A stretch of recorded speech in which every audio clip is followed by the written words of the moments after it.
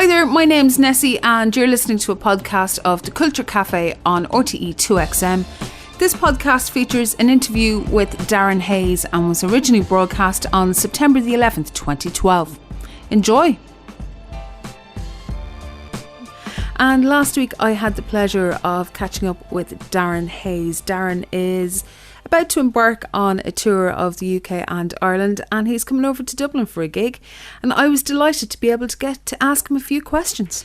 So you're heading over to Dublin, you're coming over to Vicar Street on September the 27th. This is the second leg of the Secrets Out tour. What can we expect from this tour? Well, I'm excited to bring the show to Dublin because I haven't played in Dublin for 5 years. So I've always worked with a show director by the name of Willie Williams, who most Irish people would know. In fact, most people in the world would know for you too. He's been their show director since their very first gig in the back of out of the back of a van through to their, monstrous stadium playing tours their whole career. And he began working with me with Savage Garden, and we've never stopped working together. So it's a 5-piece band. It's a show. It's a pop show. I do music from my whole career, from Savage Garden all the way through to songs from the new record. But I'd like to think it's got a cool kind of theatrical edge to it. It's a show. It's not just a gig. Now you've had a longer solo career now than than the career you had with Savage Garden.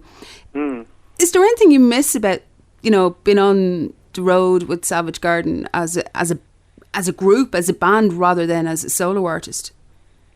Honestly, the budgets. Yeah.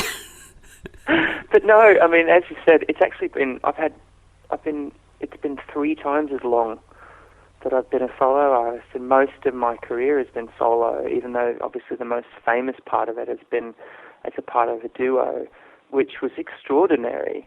And not to take anything away from Daniel, but at the end of the day, on stage, if you're just talking about what happens on stage, he was always to my right playing guitar.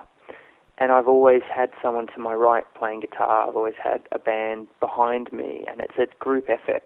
And in that respect, I've never been alone. I've always had an incredible band of musicians and crew, and it's a real family that take the circus out on the road. So in that respect, it's very similar. I think the music industry has changed. I miss that. I miss a period of it was almost like glory years, really, for the recorded music industry, because as well as the negative things, I think, that come from having a lot of exposure, there were budgets to spend on production and on music videos, and people bought albums and really invested in the thing that you sell. And it's a completely different climate now, which is a bit of a drag, I think, because it filters down to other people making decisions. A lot of corners get cut, and it can be frustrating. I think if you're an artist like someone like Ed Sheeran,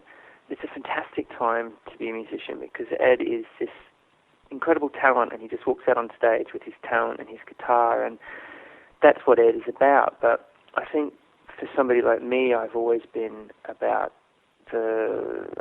my idols were always pop stars growing up, and I kind of, that's always been my show is not just about the song or about my voice or whatever. It's always been about a spectacle.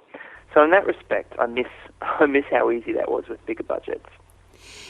Talking about budgets and all that kind of stuff, you're back with a major label for this album. That's one thing that a major label will have for marketing and stuff, rather than when you're doing it on your own. Have you found that?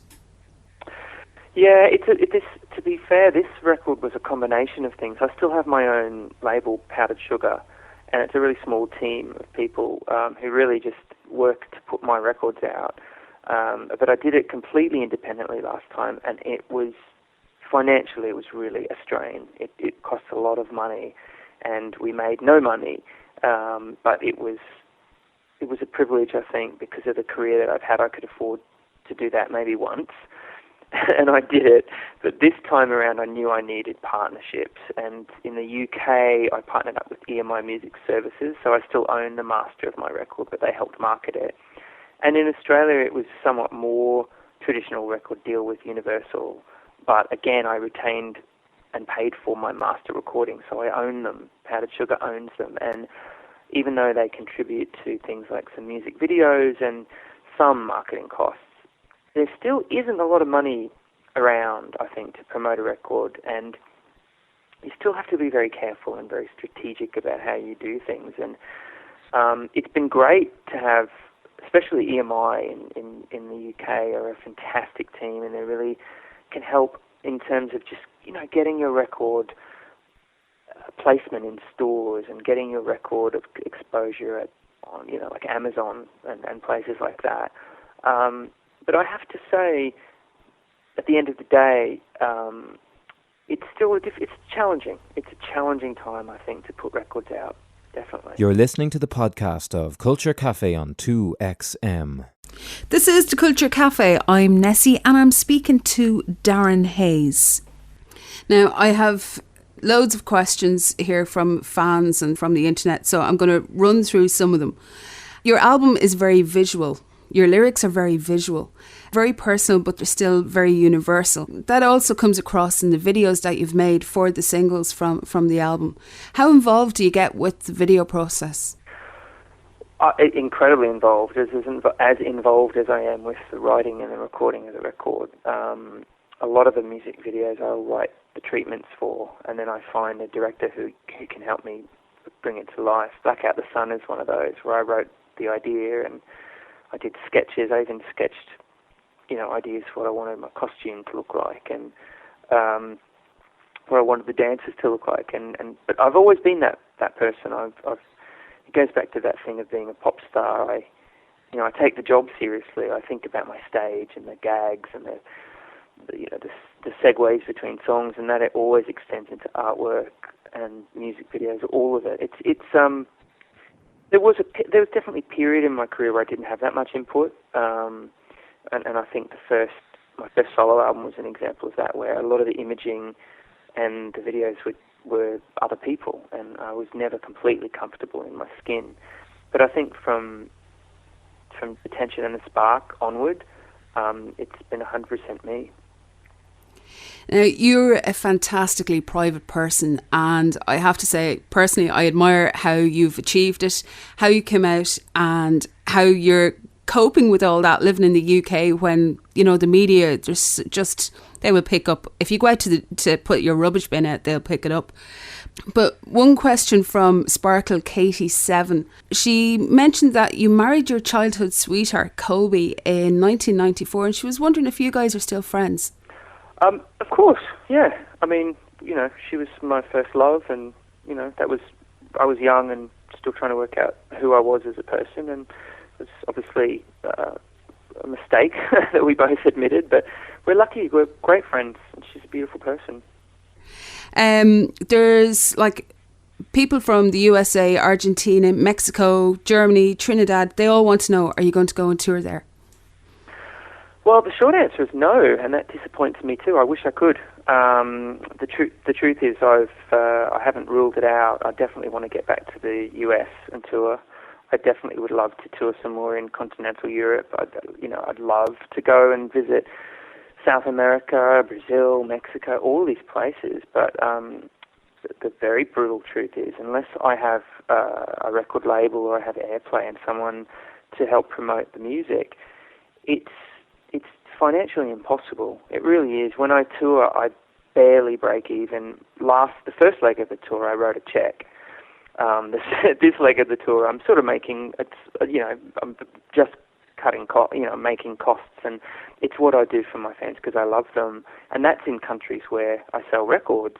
It's a catch-22, and I wish it wasn't this situation, but I'm always honest to my fans, and I always tell them that it's why I try to give so much of myself online, and I try to connect. If you look at my Facebook, I read comments, I respond to people, I engage people online, because that, to me, is the trade-off.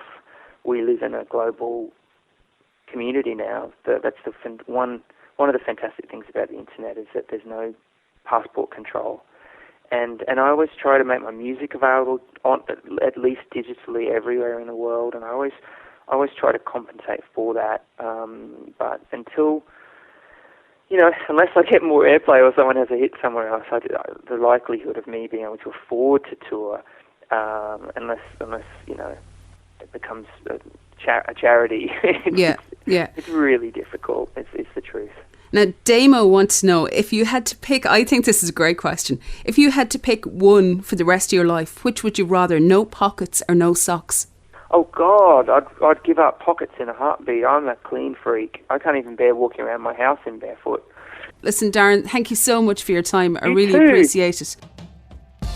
Thanks for listening. If you want to find out more about the Culture Cafe or about my blog, you can go to nessymon.com. That's NESSYMON.com. Thanks for listening.